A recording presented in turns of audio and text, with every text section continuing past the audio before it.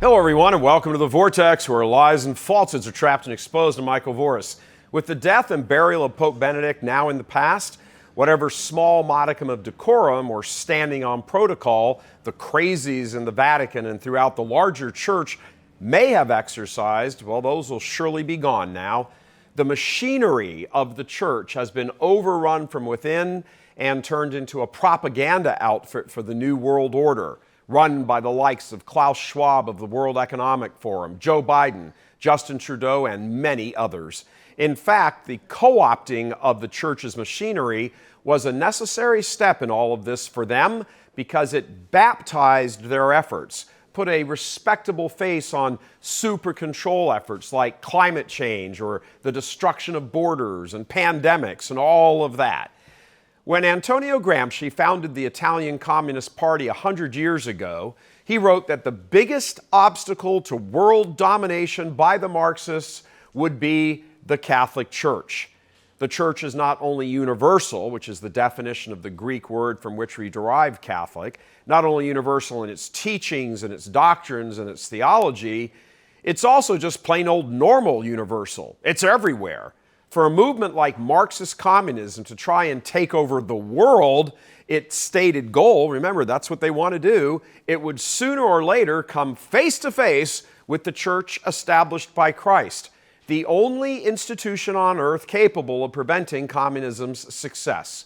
So Gramsci, Stalin, and even eventually Mao Zedong set about in various ways to undermine and weaken the church all over the world in anticipation of the eventual face-to-face encounter.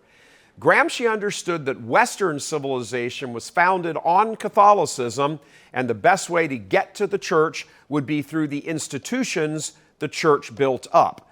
His plan would later come to be called the Long March through the institutions, but before it was called that, the march had already begun in earnest. Education and media were the first institutions to be targeted. Higher education at first, where so-called leaders would eventually be produced, be churned out, who could carry the manifesto of destruction into all sorts of other fields. They were, and they did. It was not long near the end of the 19th century before newspapers began publishing stories about eugenics and its benefits. All of that, of course, funded by the Rockefellers. Birth control quickly followed as not just a eugenics method, but as an avenue to freedom for women, unshackled from their biology, the media said. The end of the 19th century and the next roughly 50 to 60 years saw the groundwork laid for the systematic dismantling of the family. First came its devaluing. Indeed, the devaluing of human life in general, as in, there are too many people on the planet and we need to save the planet. This was evidenced in the famous work, which proved to be a pack of lies, by Stanford professor Paul Ehrlich and his book, Population Bomb, published in 1968. You could move to giving women bonuses for not having babies. That almost certainly would do the job. If that didn't have the effect, then you could move to changing the tax structure so that people who had the money and had the children paid for the children. In other words, you would increase taxes on people with children rather than decrease them, since when they have the children, they require more services. If that doesn't work, then you'll have the government legislating the size of the family. And people say, oh, that's impossible. Government can never intrude and tell you how many children to have. Well, I got news. You know, it intruded a long time ago and told you how many wives you can have. And there's not the slightest question that if we don't get the population under control with voluntary means, that in the not-too-distant future, the government will simply tell you how many children you can have and throw you in jail if you have too many. Yeah, part of the plan.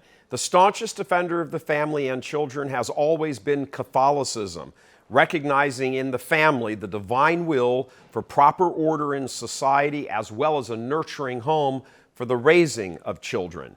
That teaching is despised by the New World Order crowd, who have set about to not just devalue the family, but also redefine it on its way to obliteration. Now, there are all types of families, they say, gay families, blended families, trans families, single-parent families. Fatherless homes, and that includes setups overseen by two disturbed homosexuals posing as male role models. Fatherless homes, they damage children, sometimes severely. But the destruction and trivialization of the family, propagated in the media and cultural institutions is just one way, albeit a significant one, the Marxists have worked to undermine the church. In South America, for example, the Soviet KGB went after the Catholic Church there by introducing the flawed notion of liberation theology, a straight-up Marxist co-opting of Catholicism and turning it into a means to conduct class warfare. That began in the mid-20th century and accomplished its goal. South America used to be overwhelmingly Catholic for centuries, mid to high 90%. Today, it's barely over half and dwindling. That's hundreds of millions of souls for those of you keeping count at home. And in each of those Latin American countries where Catholicism waned, first birth control, then abortion, then homosexual crap came roaring in, which was the point all along: wipe out the church and bring in the evil. But the destruction was able to happen all over the world because churchmen, prelates, became theological illiterates. Weak men were brought into seminaries, a few at first, and slowly began to transform the culture of the priesthood into a crowd-pleasing, joke-telling, look at me, you really love me, emasculated man. Today, that is the dominant theme in the priesthood. The mantra is never preach anything that might give offense. Church Militant has reported on ample cases of such men, priests being shot down by their bishops for doing so, bishops who are a mere cadaver, a theological prototype of the walking dead. The forces of darkness never have a problem raising up men of action, Paul Ehrlich being just one tiny example, one of millions.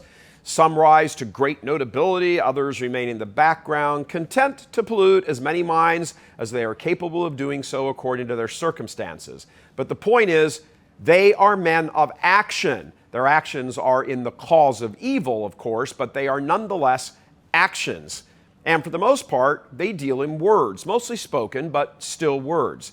They stand in front of college lecture halls, or campaign trails, or courtrooms, or television programs, or entertainment venues, or social media platforms, or even pulpits, talking, twisting the truth, endless sputum, mixed with just enough honey to entrap the weak mind, the one that has not been trained to think critically. The counterpart to this would be, of course, well-versed, well-trained, dedicated, faithful Catholics, our version of men of action. The problem, of course, is they are in short supply. And when that type of man does stand up and speak and rightly points to the evils of the hierarchy as the epicenter of the great cultural demise, well, then they get attacked. It's a very basic foundational principle that is never allowed to be spoken out loud in establishment Catholic circles, and it is this: all salvation comes through the Catholic Church, period. Outside this church, there is no salvation.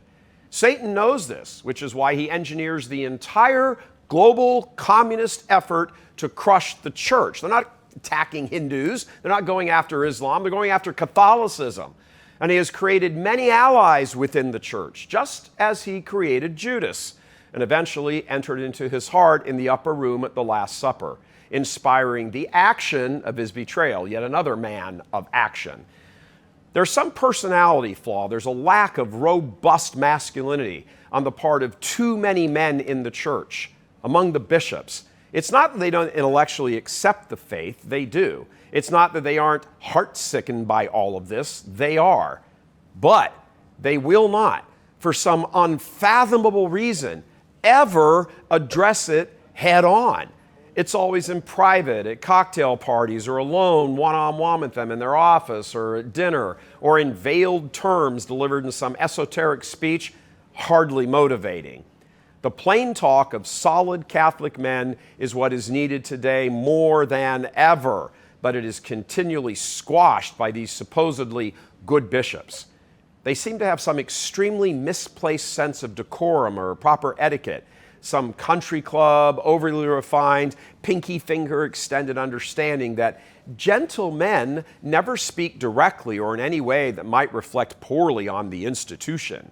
I had one of them tell me, "Michael, you just aren't aware of what we're doing behind the scenes." Seriously? How's all that plotting and quiet planning working out behind the scenes going for you, Excellency? How's it going for the church? It's become extraordinarily clear that the only way to preserve even any vestiges of the culture is for men, not children with bombastic idiocy and clever memes, but men who critically think through issues and philosophy, who have the intellectual prowess to dismantle the arguments of the diabolical, men of action, dedicated to the good, to step forward and begin asserting themselves over and above the meandering and prudence of the decidedly emasculated hierarchy. They have the authority of office, true, but they possess none of the qualities or virtues of manhood. They are provoked to retaliate when their manhood is challenged, but they're never provoked enough to do something about what they're being challenged over. The hierarchy, and we are speaking here of these so-called good ones, they've proven themselves nothing more than fodder for the enemy. They stick their heads in theological compendiums and produce tomes of boring speeches that couldn't motivate a termite to gnaw on wood. They long ago missed the boat on fighting back. They behave as though there is something they are preserving through their inaction, while in reality it's a cover for their cowardice, their hesitation. They're self-delusional. God Himself cannot motivate them to get off their comfortable, out-of-shape bottoms and get in the fight and shed their blood. They won't join forces with each other. They don't inspire. It's not even clear they understand the problem itself. If they do, they're deadly silent about it. A few years back, while visiting with one of these men, I asked, given the horrible evil present in the hierarchy, which he readily agreed was the case, I asked him, well, Excellency, what's the plan? Church militant, us here, we're ready to help. His response floored me even to this day. He looked me dead in the eyes and said, Michael, there is no plan. Follow your conscience. That's a direct quote. Couldn't believe my ears. Okay, fair enough. I am following my conscience. The loss of souls, the destruction of the church, the eclipse of reason, the attacks on truth, and the resultant massacre of innocents, bodies, but mostly souls, cannot remain unchallenged no matter how many bishops get ticked off. Do your jobs so we, the laity, don't have to. The church needs men of action who will speak the truth directly about everything. God love you. I'm Michael Voris.